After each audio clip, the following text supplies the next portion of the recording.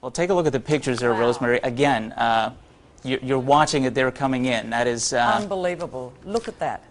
that is arriving on the coast. As you're watching these dramatic pictures there from Japan, the earthquake occurring about 150 kilometers east of Sendai, I do want to mention that Japan is not the only a place that is being affected here, but my goodness, it is now taking the brunt of it there, Rosemary. That is unbelievable. Extraordinary. I mean, you can see the power lines going down as all of that water roars through and rips. And of course, it is close to the coast. You can see the ships and the boats that are already in the harbour there, but all of the cars are being drawn into that. I mean, this is just extraordinary, seeing these pictures as this unfolds before our very eyes. We've never seen this. We're watching a live tsunami hit Japan. If you're watching us from around the world here on CNN, that is what you're watching. Those are not taped pictures. That is a live picture of what appears to be a major tsunami arriving along the Japanese coast. Just incredible scenes there.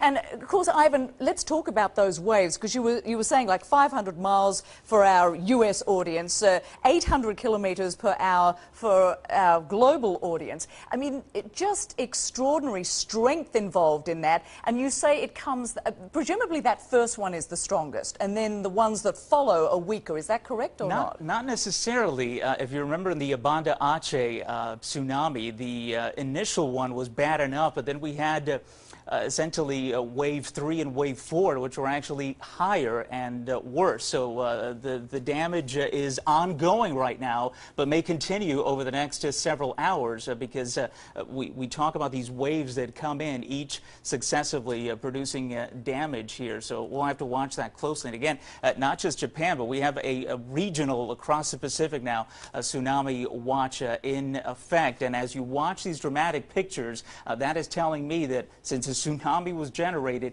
and it has now hit Japan, we are talking about other countries that are going to be in the path of it. And of course, Japan didn't have much time to warn their folks there along the seashore because they are 150 kilometers to the west of the epicenter, and this thing is moving at 800 kilometers per hour. Do the math. It has certainly arrived with quite a fury there along the coast of Japan.